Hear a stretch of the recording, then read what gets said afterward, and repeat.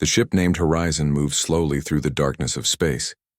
Its huge engines glowed blue as it traveled farther from Earth than any human had ever gone before. Captain June Kim stood on the bridge.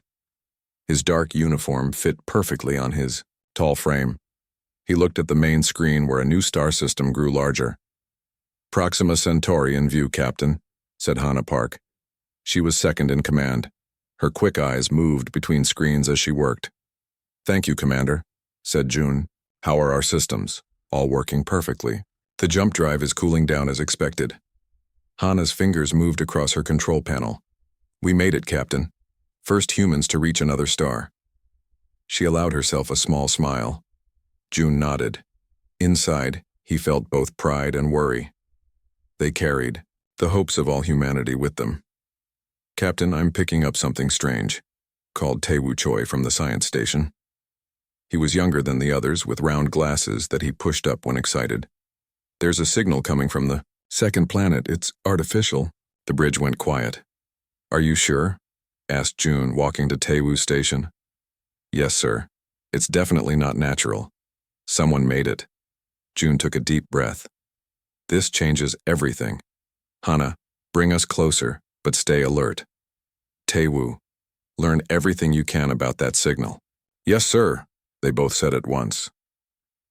For days, the Horizon moved carefully toward the second planet. The signal grew stronger. Then one morning, as June drank his coffee in his quarters, the ship's system beeped loudly. "Captain to the bridge. Urgent." Hannah's voice came through the speaker. June ran all the way there. "What is it?" he asked, slightly out of breath. Hannah pointed at the main screen. They answered. On the screen was a face, but not a human face. It had smooth blue-gray skin, large black eyes, and no visible nose. When it spoke, its small mouth moved in an odd way. "Greetings, travelers from Earth," it said in perfect English. "We are the Aetheri. We have been watching your world for some time." June's training took over. "I am Captain June Kim of the Earth vessel Horizon. We come in peace." The alien made a sound like soft bells. Later, they would learn this was a theory. Laughter. "Of course you do, Captain. All thinking beings wish for peace. We would like to invite you to our orbital station. There is much to discuss." 3 days later, June, Hannah, and Tae-woo sat in a large round room aboard the Aetheri station. The walls glowed with soft light. The air smelled like cinnamon and sea salt. Across from them sat 3 Aetheri. The one in the middle wore a silver robe. "I am Kelvor," said the silver-robed one. "High speaker for the Galactic Concord." "Galactic Concord?" asked June. "Yes. A union of 15 intelligent species who share knowledge and resources. We have been waiting for humanity to develop jump drive technology. It is how we find new friends." Kelvor's black eyes blinked slowly. "And now you are here." Tae-woo leaned forward. "You knew we would create jump drive?" "All species follow similar paths of growth," said Kelvor. "Some faster, some slower. Humans have been surprisingly quick." Hannah noticed a change in Kelvor's voice. Was it worry? Or something else? "We wish to invite humanity to join the Concord," Kelvor continued. "We can help you build new ships, settle new worlds, cure diseases. The benefits are many." "And what would you want from us?" asked June. "Only friendship. And perhaps your unique human perspective." Kelvor's hands moved in a circle. "Will you take our offer back to your leaders?" 6 months later, crowds filled the streets of every major city on Earth. Huge screens showed the signing ceremony.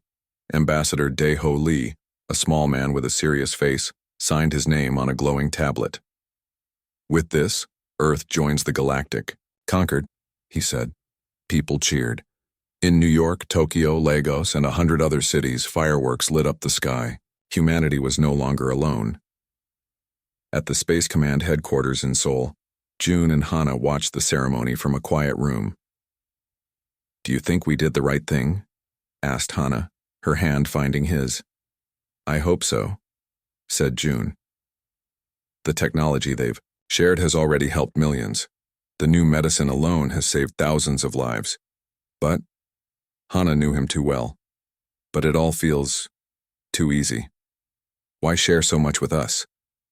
Tae-woo knocked on the door, then rushed in without waiting for an answer. His face was pale. Captain Commander, I need to show you something. He placed his tablet on the table. I've been studying the Aetheri database they shared with us. At first, everything seemed normal. History, science, star maps. His finger moved across the screen. But then I found this. A star catalog from 200 years ago. It mentions 17 species in the Concord. Now there are 15. Maybe they counted wrong back then, said Hana. No. Tae-woo shook his head. I found other references to these missing species, the Berlin and the Tellurians, then nothing. After a certain date, they're never mentioned again. June frowned. Could be a translation error. That's what I thought too. So I dug deeper. Tae-woo's voice dropped lower. The Tellurians, Captain. The images I found, they looked almost human. A chill ran down June's spine. Have you told anyone else about this? Only Ambassador Lee. He told me to drop it. Said I shouldn't risk our new relationship with the Conquered by bringing up old history. He might be right, said Hana. We need these allies. June stared at the tablet. Or maybe we need to be more careful about who we trust. That night, as June worked late in his office, his computer beeped. A message appeared on his screen. No sender name. He opened it. Inside was a short video. An Aetheri ship firing on a smaller vessel. The smaller ship breaking apart. Then a text message. The smile of the Aetheri conceals teeth. Be vigilant, humans. Your civility is seen as weakness. June tried to trace the message. It seemed to come from somewhere deep in Aetheri space. He copied the file to a secure drive, then deleted the original message. As he walked home under the stars that night, June looked up at the sky with new eyes. For the first time since meeting the Aetheri, he felt afraid, not just for himself but for all humanity. What had they gotten themselves into? And what happened to those two missing species? The questions followed him home like shadows, whispering warnings he couldn't quite hear. 6 months had passed since Earth joined the Galactic Concord. On a green planet 20 light-years from Earth, humans were building their first colony away from the solar system. They called it Nova Terra. Sun Mi-kang stood on a hill watching. Workers put up new homes. The morning sun made the metal roofs shine. Trees with purple leaves swayed in the wind. Beautiful morning, Director Kang, said an Aetheri standing next to her. His name was Kelvor, the same high-ranking official who had first welcomed humans to the Concord. Now he served as the main advisor to the colony. Yes, it is, said Sun Mi. She was a short woman with sharp eyes and quick hands. As colony director, she was responsible for all 5,000 human settlers. The farming zone is growing well. The soil here is better than we hoped. The Concord is pleased with your progress, said Kelvor. You humans work very quickly. Sun Mi nodded but said nothing. She had noticed that the Aetheri often said this, that humans work quick or surprisingly fast. She wasn't sure if it was a compliment. Her wrist device beeped. She tapped it and heard Jinho Baek's voice. He was head of colony security. Director, we have a problem at Research Outpost 3. They're not answering calls. Sun Mi frowned. Could be the storm from yesterday. Maybe their comm system is down. Maybe, said Jinho. But they missed 2 check-ins. That's against protocol. I'll send a team right away, Sun Mi told Kelvor. She didn't miss how his large black eyes narrowed. Slightly. I'm sure it's nothing serious, Kelvor said. Perhaps they're busy with their work. Perhaps, said Sun Mi. But we check on our people. That's our way. 2 hours later, Jinho led 4 security officers in a vehicle toward the research outpost. It was built in a small valley about 30 miles from the main colony. 6 scientists lived there studying the planet's unique plant life. When they arrived, the building looked normal from outside. The door was closed but not locked. Jinho pushed it open. Hello, Dr. Yoon? Anyone here? He called. No one answered. The team spread out through the small building. Jin-Ho went to the main lab. Everything was in order, too much in order. Work was half finished on tables. Coffee cups were still half full, now cold. "Sir," called one of his officers. "You should see this." In the living area, 6 bags were packed and sitting by the wall. All personal items, photos, books, clothes, were neatly packed away. "Were they planning to leave?" asked the officer. Jin-Ho shook his head. "Without telling anyone, and leaving their work unfinished? No, something's wrong." They searched everywhere but found no sign of the scientists. No blood, no signs of fighting, no broken items, just nothing. "It's like they just disappeared in the middle of normal work," said Jin-Ho into his communicator. Sunmi's face looked worried on the small screen. "Come back to the colony," she said. "And Jin-Ho, don't tell the Aetheri advisors yet. I want to figure this out first." But when Jin-Ho's team returned, 3 Aetheri ships had landed near the colony center. More Aetheri advisors had arrived. "What's happening?" Jin-Ho asked Sunmi when he found her in her office. "They say they're here to help," she said quietly. "But they arrived right after you called me, almost like they were waiting for something to happen, or like they knew something would happen," said Jin-Ho. Over the next week, 2 more groups of colonists disappeared, a farming team of 4, then a water testing crew of 3. Each time the same pattern, no warning, no signs of trouble, personal. Items left behind. The colonists grew scared. Some wanted to return to Earth. Others wanted to carry weapons at all times. Sunmi called a meeting with Kelvor in her office. 7 scientists, 4 farmers, 3 engineers. "All gone," she said. "And you claim to know nothing about it?" Kelvor's smooth face showed no emotion. "It is concerning, of course. Perhaps they wandered into the western forests. There are still many unknown species there." "All 14 people? Without telling anyone? Without taking their personal items?" Sunmi's voice grew louder. "What aren't you telling me, Kelvor?" The Aetheri stood up slowly. "Director Kang, your species has such potential, but lacks proper guidance. Those who cannot be guided must be removed for the greater harmony." Sunmi felt cold fear in her stomach. "What did you do to our people?" "The same thing we do to all who ask too many questions." Kelvor moved toward the door. "The Concord has existed for thousands of years through careful management of member species." Sunmi reached under her desk and pressed a hidden button. A silent alarm went to Jin-Ho's device. "You mean control," she said, trying to keep Kelvor talking. "Growth must be directed," said Kelvor. "Left unchecked, species become dangerous. Humans grow too quickly, learn too eagerly, question too much." Through her window, Sunmi saw 3 more Aetheri ships landing. These were larger. They carried weapons.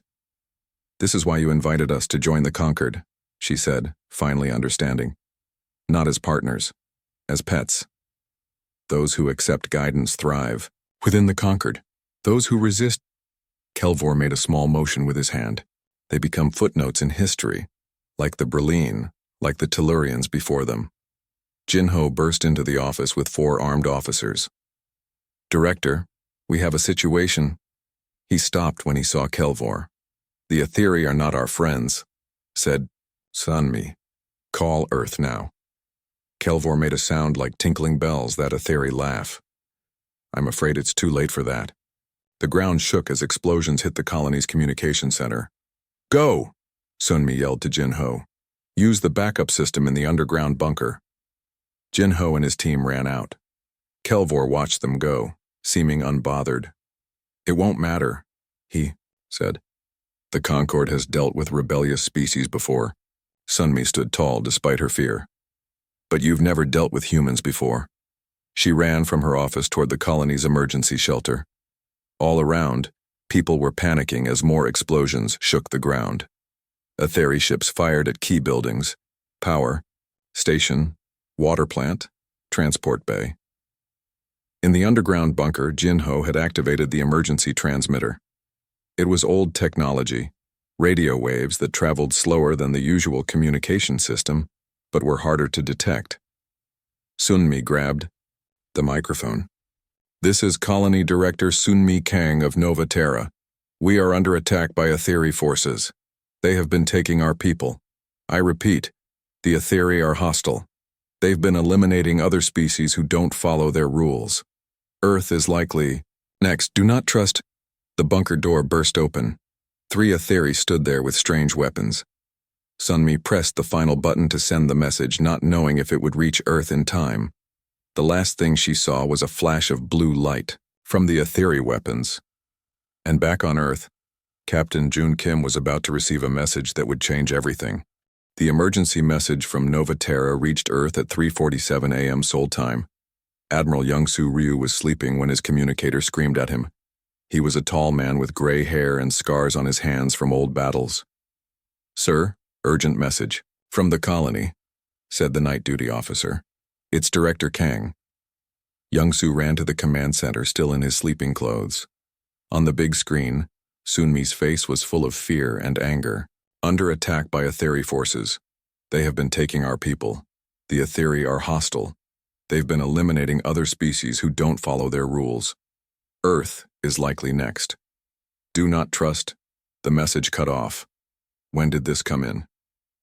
asked Young-Soo.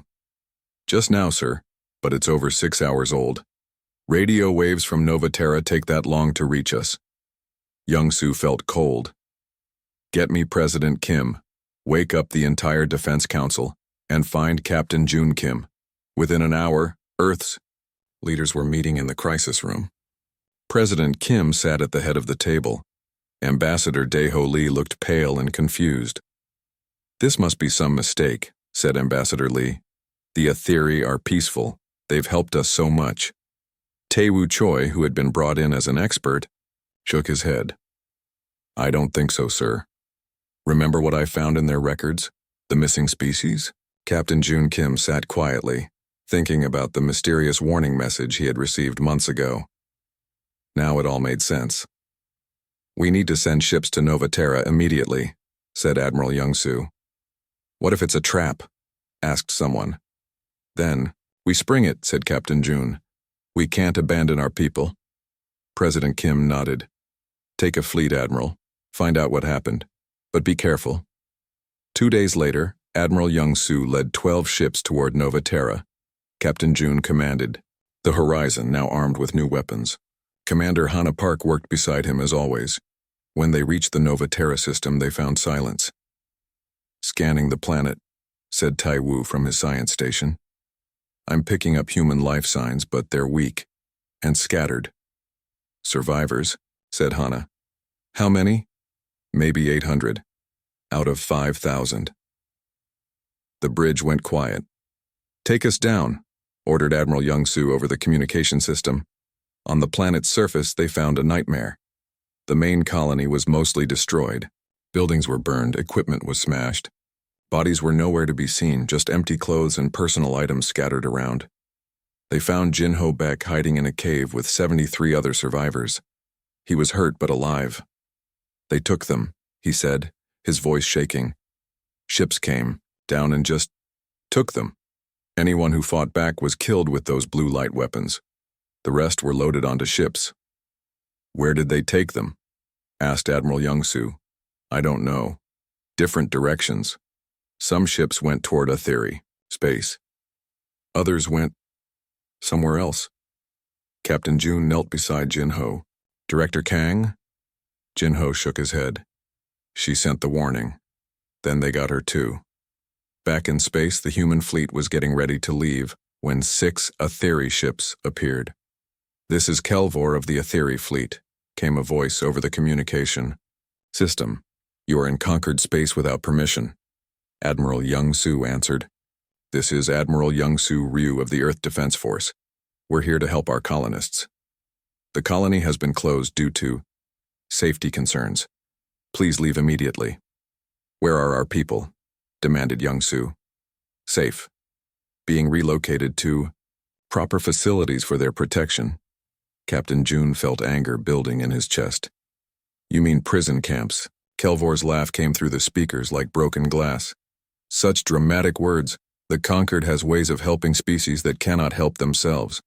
We want our people back," said Young-Soo. Impossible. They are now under conquered protection. Admiral, Young-Soo looked at his fleet status. 12 human ships against 6 Aetheri vessels. The enemy ships were larger and had better weapons.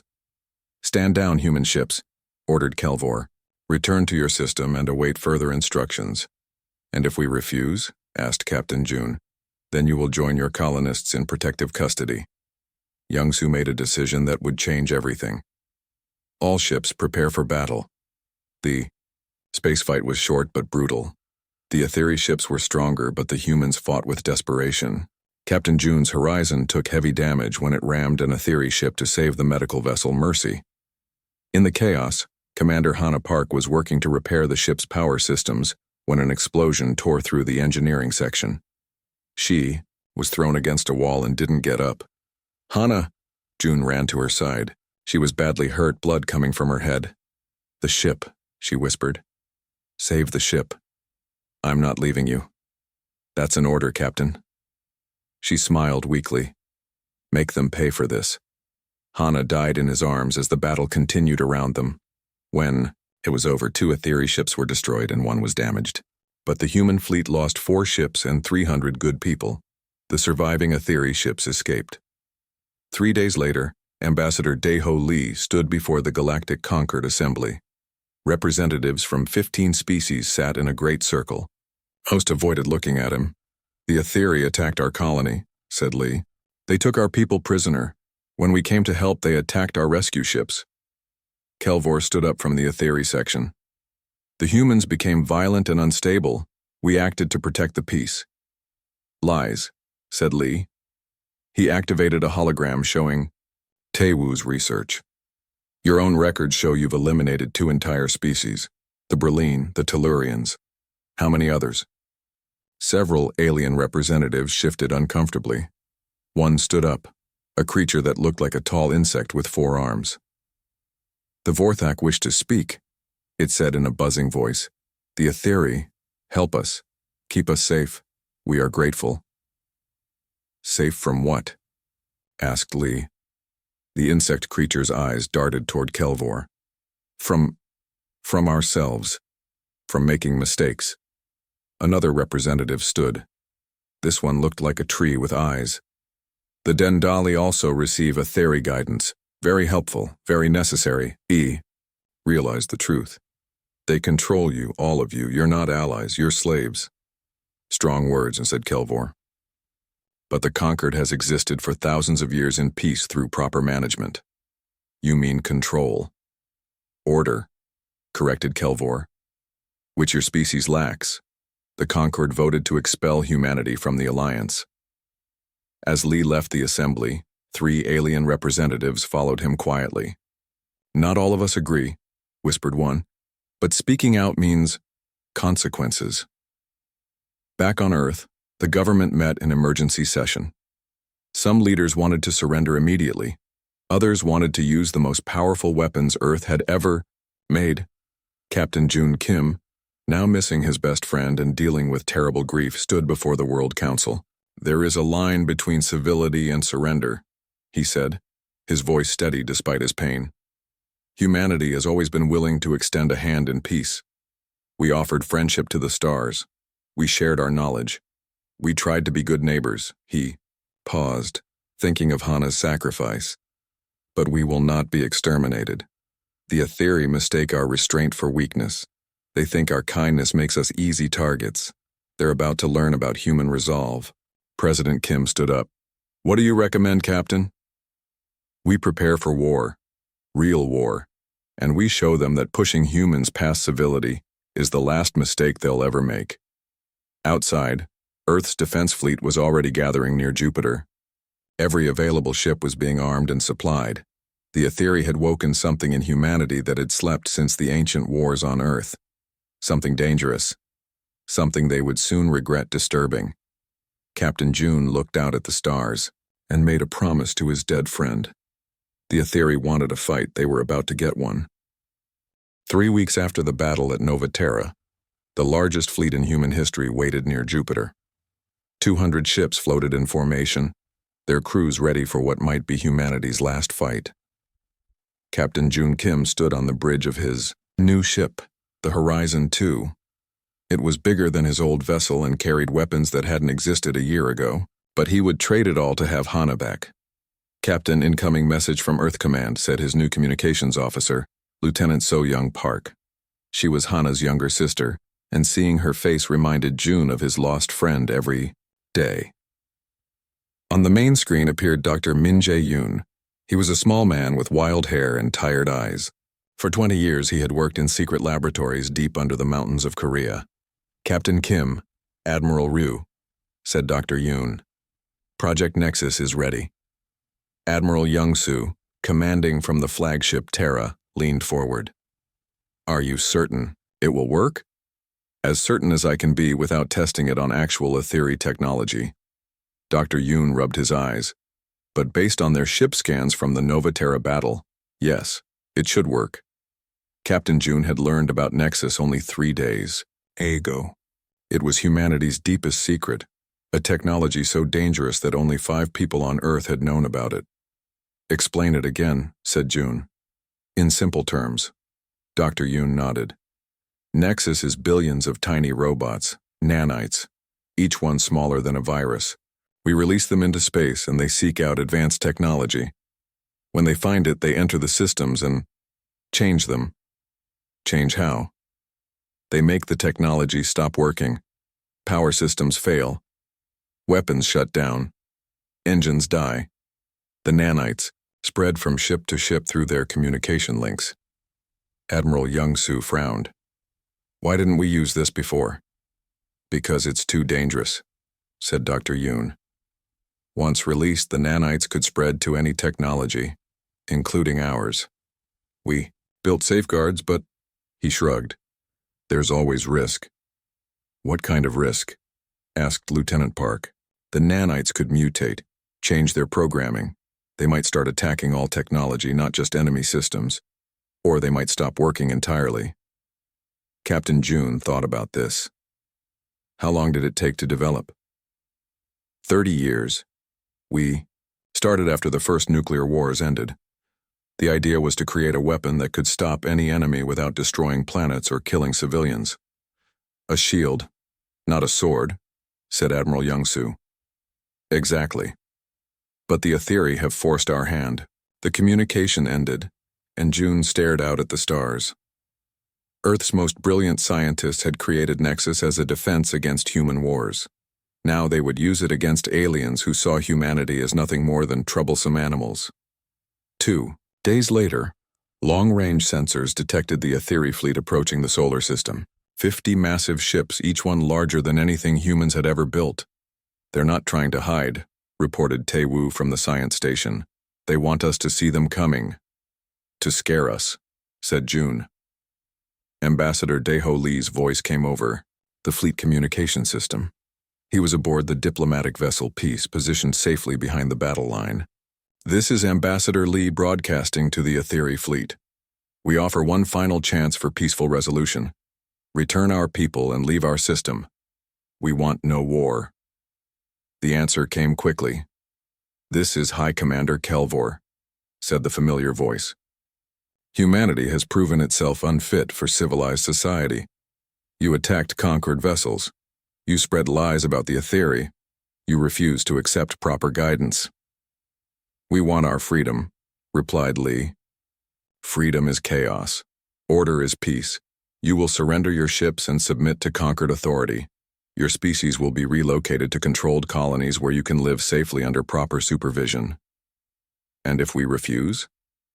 Then you share the fate of the Tellurians and the Berlin. Total extinction. Admiral Young-soo cut into the communication. You made one mistake, Kelvor. You let us see what you really are. Your primitive weapons cannot harm our fleet. This will be quick, maybe. But you're about to learn something about humans. We don't give up. Ever. The Aetheri fleet moved into the outer solar system like a cloud of death. Their ships were dark metal and sharp angles, covered in weapons that could destroy a moon. All ships prepare Nexus deployment, ordered Admiral Young-soo. Across the human fleet, special launchers opened. Inside each one was a small container filled with trillions of nanites. Dr. Yoon's voice came over the system. Nexus is armed and ready. Remember, once we launch, there's no stopping it. The nanites will spread through the entire solar system. Our ships are protected? Asked Captain June. Yes, but only for a few hours. The safeguards will eventually fail. Admiral Young-Soo took a deep breath. All ships, launch Nexus on my command. 3, 2, 1, fire. Dozens of small containers shot out from the human fleet. They were invisible against the darkness of space, moving toward the Aetheri ships like tiny messengers of doom. For 10 minutes, nothing happened. The Aetheri fleet continued toward Earth, confident and unstoppable. Then the first Aetheri ship started to slow down. What's happening to our engines? Came a confused voice over the communication channel. Another ship reported weapon failures. Then another lost power to its shields. Some kind of attack, said Kelvor's voice, now worried. All ships full combat alert, but it was too late. The nanites had already entered the Aetheri computer systems. They spread like a virus, jumping from ship to ship through communication links. Advanced Aetheri technology began failing everywhere. One massive ship lost power completely and started drifting. Another began spinning helplessly as its navigation system died. Weapons that could destroy planets suddenly couldn't hit a target. Impossible, said Kelvor. Our technology is thousands of years ahead of yours. Admiral Young-Soo smiled grimly. Your mistake was thinking advanced meant better. Our nanites don't fight your technology, they just make it forget how to work. Captain June opened a communication channel to the Aetheri fleet. This is Captain June Kim. I offer you the same choice you gave us. Surrender now and live. Never, snarled Kelvor. Even if you defeat this fleet, others will come. The Conquered has thousands of ships. Then they'll meet the same fate. You primitive species always fall back to barbarism. This temporary setback changes nothing. June thought about Hana, about the colonists taken from Novaterra, about all the species the Aetheri had destroyed over thousands of years. You're wrong, Kelvor. This changes everything. The human fleet moved forward. Ships that had been helpless against Aetheri technology now faced an enemy that couldn't fight back. But Admiral Young-Soo didn't order an attack. This is Admiral Young-Soo Ryu, he broadcast to the disabled Aetheri fleet. We could destroy you all right now. Your ships are helpless. Your weapons are dead. He paused, letting that sink in. But we won't. Because we're not like you. We don't murder helpless enemies. Through the communication system came sounds of confusion from the Aetheri ships. However, continued Young-Soo, this is your only warning. Leave our system, leave our space, and never come back. What about our people? Demanded Kelvor. When you return our colonists safely to Earth, we'll consider returning your crews. The Concord will never accept this humiliation, Captain June answered. Then the Concord will learn what happens when you push humans past civility. We tried friendship. You chose domination. We offered peace. You brought war. He looked out at the crippled Aetheri fleet. Now you know the galaxy's darkest truth. Humans are dangerous when you threaten what we protect. But we're unstoppable when we have nothing left to lose. The Aetheri, ships powerless and drifting, began the long journey back to their space. Behind them, the human fleet prepared for whatever would come next. The real war was just beginning. 6 months after the Battle of Sol, Captain June Kim stood on the bridge of the Horizon 2 as it approached the Aetheri homeworld. Behind him followed the largest fleet in galactic history, not just human ships, but vessels from 12 different species. The war had not ended with humanity's victory at Earth. It had spread across the galaxy like wildfire. Captain, we're receiving a signal from the planet, said Lieutenant So-Young Park. On the main screen appeared Kelvor's face. The once proud Aetheri leader looked tired and defeated. Admiral Kim, he said. June had been promoted after leading the liberation of 7 worlds. You have won. What are your terms? The same ones we offered from the beginning, said June. Return all the people you've taken. Free the species you've enslaved. Face justice for your crimes. And if we refuse, June gestured to the ships around them. Then you'll face the combined fleets of every species you've oppressed for thousands of years. Through the view screen, they could see the Etheri homeworld. It was a beautiful blue and green planet with 3 moons. Cities covered the continents in neat patterns, but no defense fleet rose to meet them. Their ships are all disabled, reported Tae-woo from his science station. The Nexus nanites have spread through their entire network. Admiral Young-soo's voice came through the communication system from his flagship. The Etheri have 2 choices: surrender now or watch their civilization fall. But June knew the truth was more complicated. Over the past months, as species after species had joined the human-led rebellion, they had learned the full extent of Etheri control. The aliens hadn't just conquered worlds, they had rewritten history itself. "Bring up the research files," June told Tae-woo. On a side screen appeared the face of an alien that looked almost human, but its skin was slightly blue, and it had 4 arms instead of 2. "The Tellurians," said Tae-woo. "We found them on a prison planet in the Vega system.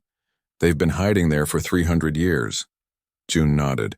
When the human fleet had freed the Tellurians, the aliens had told an incredible story. They were humanity's distant cousins, descendants of the same ancient race that had seeded life across the galaxy millions of years ago. "Show him the rest," said June. More faces appeared. The Breline, who looked like tall reptiles with wise eyes. The Corvani, who resembled dolphins with arms and legs. The Zenthari, who were made of living crystal. "All of them," said Tae-woo. 27 species that were supposedly extinct. The Etheri didn't destroy them. They imprisoned them and erased them from history. This was why the Etheri had feared humans so much. Humanity carried genetic markers of the ancient Cedars, the original race that had created most intelligent life in the galaxy. The Etheri knew that humans would eventually grow too powerful to control. Ambassador Dae-ho Lee appeared on another screen. He was broadcasting from the new Galactic Assembly, where representatives from 43 species were meeting on a neutral world. "The trial has reached its verdict," said Lee. "The Etheri leadership is guilty of genocide, slavery, and crimes against galactic civilization." "What's the sentence?" when asked June. "They must give up all conquered territories. They must return all prisoners, and they must pay for the damage they've caused over thousands of years." "That could take forever," said someone. "Yes," said Lee, "but the alternative is the complete destruction of their civilization." On the main screen, Kelvor looked old and broken. We accept the terms." 3 days later, June walked through a massive prison facility on the Etheri moon. Rows and rows of holding cells stretched as far as he could see. Each one contained beings from different worlds. 5 million prisoners, said the freed Tellurian scientist who guided him. Her name was Kira, and she had been imprisoned for asking too many questions about Etheri history. "Some have been here for centuries. They found the Nova Terra colonists in Section 7. Sunmi Kang was alive but thin. She smiled when she saw June. "I knew you'd come," she said. "We never abandon our people," said June. As they walked through the facility, June saw the true scope of Etheri evil. Families separated for decades, scientists locked away for discovering inconvenient truths, artists imprisoned for creating works that questioned authority. "Why?" he asked Kira. "Why did they do this?" "Fear," she said. The Etheri discovered something terrible in their ancient past, a warning left by the race that created most of us. "What kind of warning?" Kira led him to a sealed chamber deep in the facility. Inside were crystal tablets covered in strange writing. "According to these, there's something coming. A cosmic threat that destroys advanced civilizations.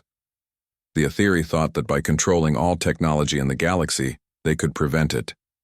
June stared at the tablets. "So they weren't just evil. They were afraid." "Fear and evil often walk together," said Kira. "They chose to control others instead of working together." 1 week later, representatives from all 43 liberated species gathered aboard the new space station Unity, built in the ruins of the old Etheri Command Center. Captain June Kim, now Admiral of the Free Fleet, stood before the assembly. The Aetheri feared independence because they thought it led to chaos, he said. They were wrong. Independence leads to strength through diversity. Ambassador Lee stepped forward. We propose a new alliance, not one based on control, but on cooperation. Not one species ruling others, but all species working together. The vote was unanimous. As the ceremony ended, June walked to an observation deck. Through the windows, he could see ships from dozens of worlds working together to build new colonies and research stations. Taewoo joined him, carrying a datapad. The Aetheri archives, said Taewoo. We found references to 17 more species that might still be alive in hidden colonies.